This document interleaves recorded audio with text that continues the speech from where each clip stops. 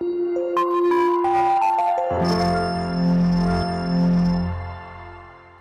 बच्चों, कैसे हैं आप? उम्मीद करती हूँ आप बढ़िया और एकदम मज़े में होंगे। बच्चों, आज हम एक पाठ पढ़ने वाले हैं जिसका नाम है जहाँ चाह वहाँ राह। कभी कभी अचानक ही विधाता हमें ऐसे विलक्षण व्यक्तित्व से मिला देता है जिसे देख स्वयं अपने जीवन की रिक्तता बहुत छोटी लगने लगती है। रिक्तता यानी कि खालीपन। हमें तब लगता है कि भले उस अंतर्यामी ने हमें जीवन में कई अकस्मात अकारण ही दंडित कर दिया हो, किंतु हमारे किसी अंग को हमसे विच्छित कर हमें उससे वंचित नहीं किया। फिर भी हम में से कौन ऐसा मानव है जो अपनी विपत्ति के कठिन क्षणों में विधाता को दोषी नहीं ठहराता। अर्थात हमेशा हमारे जीवन में अगर कोई कुछ गलत घटता है तो हम उसके लिए ईश्वर को ही दोष देते हैं। मैंने अभी पिछले ही महीने एक ऐसी अभिशप्त काया देखी है जिसे विधाता ने कठोरतम दम दिया है, किंतु उसे वह नतमस्तक आनंदी मुद्रा में झेल रही है, विधाता को कुछ कर नहीं। अर्थात मैंने एक ऐसी काया देखी जिसे विधाता ने सचमुच दंडित किया है, लेकिन वो फिर भी आनंद के साथ जी रही है। उसकी कोठी का अहाता एकदम हमारे बंगले के अहाते से जुड़ा है। अपनी शानदार कोठी में उसे पहली बार कार से उतरते देखा तो आश्चर्य से देखती ही रह गई। कार का द्वार खुला, एक प्रौढ़ा ने उतरकर पिछली सीट से एक व्हील चेयर निकालकर सामने रख दी और भीतर चली गई। दूसरे ही क्षण धीरे धीरे बिना किसी सहारे के कार से एक युवती ने अपने निर्जीव निचले धड़ को बड़ी दक्षता से नीचे उतारा, फिर बैसाखियों से ही व्हील चेयर तक पहुंच उसमें बैठ गई और बड़ी तटस्थता से उसे स्वयं चलाती कोठी के भीतर चली गई। मैं फिर नित्य समय पर उसका ये विचित्र आवागमन देखती, यानी कि उसका आना जाना देखती और आश्चर्यचकित रह जाती, ठीक जैसे कोई मशीन बटन खटखटाती अपना काम किए चली जा रही हो। धीरे धीरे मेरा उससे परिचय हुआ। कहानी सुनी तो दंग रह गई। नियति के प्रत्येक कठोर आघात को अति मानवीय धैर्य एवं साहस से झेलती वह बित्ते भर की लड़की मुझे किसी देवांगना से कम नहीं लगी, अर्थात देवी के समान। जब मैंने उसे पहचाना तो मुझे वह देवी के समान लगी। मैं चाहती हूँ कि मेरी पंक्तियों को उदास आंखों वाला वह गोरा उजले वस्त्रों से सज्जित लखनऊ का मेधावी युवक भी पढ़े, जिसे मैंने कुछ माह पूर्व अपनी बहन के यहाँ देखा था। वह आईएएस की परीक्षा देने इलाहाबाद गया। दौड़ते समय किसी स्टेशन पर चाय लेने उतरा कि गाड़ी चल पड़ी। चलती ट्रेन में हाथ के कुल्लड़ सहित चलने के प्रयास में वह गिरा और पहिए के नीचे आकर उसका हाथ पड़ गया। प्राण तो बच गए पर दायां हाथ चला गया। उसी विच्छित भुजा के साथ साथ धीरे धीरे वह मानसिक संतुलन भी खो बैठा, अर्थात जैसे ही उसकी भुजा गई उसके साथ साथ उसने अपना दिमागी संतुलन भी खो दिया। इस दुख में पहले दुख भुलाने के लिए नशे की गोलियां खाने लगा और अब नूर मंजिल की शरण गहरी है। केवल एक हाथ खोकर ही उसने हथियार डाल दिए हैं। इधर चंद्रा, जिसका निचला धड़ निष्प्राण है, यानी इसमें प्राण ही नहीं है, मांसपीठ मात्र सदा उत्फुल्ल है, चेहरे पर विषाद की एक रेखा भी नहीं, बुद्धि दीप्त आंखों में अदम्य उत्साह, प्रतिफल प्रतिक्षण भरपूर उत्कर्ष जिजीविषा और फिर कैसी कैसी महत्वाकांक्षाएं। मैडम, आप लखनऊ जाते ही क्या मुझे ड्रग रिसर्च इंस्टीट्यूट से पूछकर यह बताएंगी कि वहां आने पर मेरे विषय माइक्रोबायोलॉजी से संबंधित कुछ सामग्री मिल सकेगी? मैडम, आप कह रही थी कि आपके दामाद हवाई के ईस्ट वेस्ट सेंटर में हैं। क्या आप उन्हें मेरा बायोडाटा भेजकर पूछ सकेंगी कि मुझे वहाँ की कोई फॉलोशिप मिल सकती है? यहाँ कभी सामान्य सी हड्डी टूटने पर या पैर में मोच आ जाने पर भी प्राण ऐसे कंठगत हो जाते हैं जैसे विपत्ति का आकाश ही सिर पर टूट पड़ा हो। और इधर लड़की है कि पूरा निचला धड़ सुन है, फिर भी बोटी बोटी फड़क रही है। आजकल वह आईआईटी मद्रास में काम कर रही है। जन्म के 18वें महीने में ही जिसकी गर्दन के नीचे का पूरा शरीर पोलियो से निर्जीव हो गया, उसने किस अद्भुत साहस से नियति को अंगूठा दिखा अपनी थीसिस पर डॉक्टरेट कर ली है। मैडम, मैं चाहती हूँ कि कोई मुझे सामान्य सा सहारा भी ना दे। आप तो देखती हैं मेरी माँ को मेरी कार चलानी पड़ती है। मैंने इसी से एक ऐसी कार का नक्शा बना दिया है जिससे मैं अपने पैरों के निर्जीव अस्तित्व को भी सजीव बना दूंगी। यह देखिए, मैंने अपनी प्रयोगशाला में अपना संचालन कैसा सुगम बना दिया है। मैं अपना सारा काम अब स्वयं निपटा लेती हूँ। उसने मुझे तस्वीरें दिखाई। समस्त सामग्री उसके हाथों की पहुंच तक ऐसे धरी थी कि निचला धड़ ऊपर उठाए बिना ही वह मनचाही सामग्री पर से मेज से उतार सकती थी। किंतु उसकी आज की इस पटुता के पीछे है एक सुदृढ़ कठिन अभ्यास की यातनाप्रद भूमिका। यानी कि उसने इसके लिए कठिन अभ्यास किया है।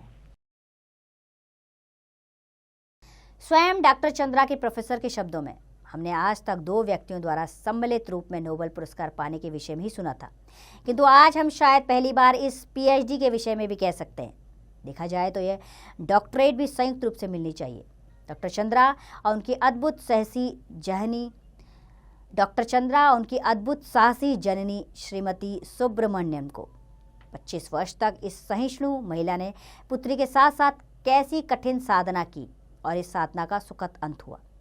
1976 में जब चंद्रा को डॉक्टरेट मिली माइक्रोबायोलॉजी में, अपंग स्त्री पुरुष में इस विषय में डॉक्टरेट पाने वाली डॉक्टर चंद्रा प्रथम भारतीय है। जब इसे सामान्य ज्वर के चौथे दिन पक्षाघात हुआ, यानी कि इसे लकवा मार गया, पक्षाघात का अर्थ होता है लकवा होना, तो गर्दन के नीचे इसका सर्वांग अचल हो गया, यानी कि पूरा शरीर नहीं चलने लगा। भयभीत होकर हमने बड़े से बड़े डॉक्टर को दिखाया। सबने एक स्वर में कहा, आप व्यर्थ पैसा बर्बाद मत कीजिए, आपकी पुत्री जीवन भर केवल गर्दन ही हिला पाएगी, संसार की कोई भी शक्ति इसे रोग मुक्त नहीं कर सकती। श्रीमती सुब्रमण्यम का कंठ सहसा अवरुद्ध हो गया, यानी कि वो दुखी हो गई। फिर वह धीमे स्वर में मुझे बताने लगी, मेरे गर्भ में तब इसका भाई आ गया था। इसके भयानक अभिशाप के बावजूद मैंने कभी विधाता से यह नहीं कहा कि प्रभु इसे उठा लो, इसके इस जीवन से मौत भली है। मैं निरंतर इसके जीवन की भीख मांगती रही, केवल सिर हिलाकर यह इधर उधर देख भर सकती थी, न हाथों में गति थी न पैरों में। फिर भी मैंने आशा नहीं छोड़ी। एक ऑर्थोपेडिक सर्जन की बड़ी ख्याति सुनी थी, यानी कि बहुत फेमस थे वो। 1 वर्ष तक कष्ट साध्य उपचार चला और एक दिन स्वयं ही इसके ऊपरी धड़ में गति आ गई। हाथ हिलने लगे, नन्ही उंगलियां मुझे बुलाने लगी। निर्जीव धड़ को मैंने सहारा देकर बैठाना सिखा दिया। 5 वर्ष की हुई तो मैं ही इसका स्कूल बनी। मेधावी पुत्री की विलक्षण बुद्धि ने फिर मुझे चमत्कृत कर दिया, अर्थात मेरी बेटी इतनी बुद्धिमान थी कि मुझे आश्चर्य होने लगा। सरस्वती स्वयं ही जैसे आकर जिह्वाग में बैठ गई हूँ। बंगलौर के प्रसिद्ध माउंट कार्मेल में उसे प्रवेश दिलाने के लिए मुझे कॉन्वेंट द्वार पर लगभग धरना ही देना पड़ा। नहीं मिसेस सुब्रमण्यम, मदर ने कहा, हमें आपसे पूरी सहानुभूति है, परंतु आप ही सोचिए, आपकी पुत्री ही कि व्हील चेयर लेकर कौन पूरे क्लासरूम में घुमाता फिरेगा। आप चिंता ना करें मदर, मैं हमेशा उसके साथ रहूंगी। और फिर पूरी कक्षाओं में अपंग पुत्री की कुर्सी की परिक्रमा में स्वयं करती। वे पीरियड दर पीरियड उसके पीछे खड़ी रहती। प्रत्येक परीक्षा में सर्वोच्च स्थान प्राप्त कर चंद्रा ने स्वर्ण पदक जीते, यानी कि गोल्ड मेडल। बीएससी किया, प्राणीशास्त्र से एमएससी में प्रथम स्थान प्राप्त किया और बंगलौर के प्रख्यात इंस्टीट्यूट ऑफ साइंस में अपने लिए स्पेशल सीट अर्जित की। केवल अपनी निष्ठा, धैर्य एवं साहस से 5 वर्ष तक प्रोफेसर सेठना के निर्देशन में शोध कार्य किया। इसी बीच माता पिता के पेंसिल्वेनिया से व्हील चेयर मंगवा दी, जिसे डॉक्टर चंद्रा स्वयं चलाती हुई पूरी प्रयोगशाला में बड़ी सुगमता से घूम सकती थी। लेदर जैकेट के कठिन जिरह बख्तर में कभी उस हंसमुख लड़की को देख मुझे युद्ध क्षेत्र में डटे राणा सांगा का ही स्मरण होता है। शत विचिष्ट शरीर में असंख्य घाव, आभा मंडित भय मुद्रा।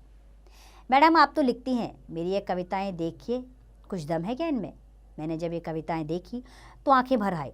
जो उदासी उसके चेहरे पर कभी नहीं आ पाई, वह अनजाने में उसकी कविता में छलक आई थी। फिर उसने अपनी कढ़ाई बुनाई के सुंदर नमूने दिखाए। लड़की के दोनों हाथ जैसे दोनों पैरों का भी काम करते हो, निरंतर मशीनी खटखट में चलते रहते। जर्मन भाषा में माता पुत्री दोनों ने मैक्सिमूलर भवन से विशेष योग्यता सहित परीक्षा उत्तीर्ण की। गर्ल गाइड में राष्ट्रपति का स्वर्ण कार्ड पाने वाली वह प्रथम अपंग भारतीय महिला थी। राष्ट्रपति का स्वर्ण कार्ड पाने वाली वह प्रथम अपंग बालिका थी। यही नहीं, भारतीय एवं पाश्चात्य संगीत दोनों में उसकी समान रुचि थी। अपने एल्बम को अपनी निर्जीव टांगों पर रख वह मुझे अपने चित्र दिखाने लगी। पुरस्कार ग्रहण करती डॉक्टर चंद्रा, प्रधानमंत्री के साथ मुस्कुराती खड़ी डॉक्टर चंद्रा, राष्ट्रपति को सलामी देती बालिका चंद्रा और व्हील चेयर में लेदर जैकेट में जकड़ी बैसाखियों का सहारा लेकर अपनी डॉक्टरेट ग्रहण करती डॉक्टर चंद्रा। मेरी बड़ी इच्छा थी कि मैं डॉक्टर बनूं। मैं अपंग डॉक्टर मेरी वर्गीज के सफल जीवन की कहानी पढ़ चुकी थी। परीक्षा में सर्वोच्च स्थान प्राप्त करने पर भी मुझे मेडिकल में प्रवेश नहीं मिला।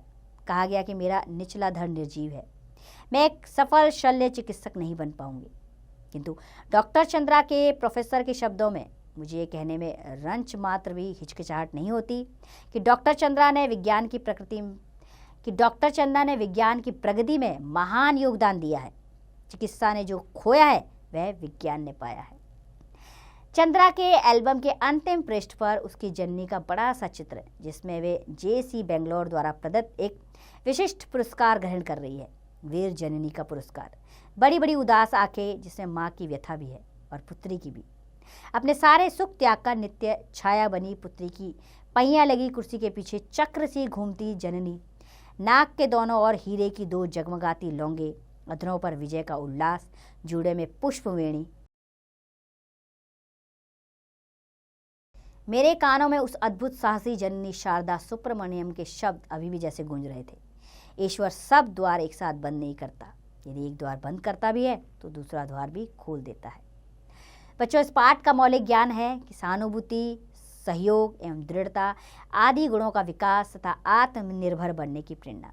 हमारे जीवन में जितने भी कष्ट आए, हमें उन पर विजय पानी है और साहस के साथ आगे बढ़ना है।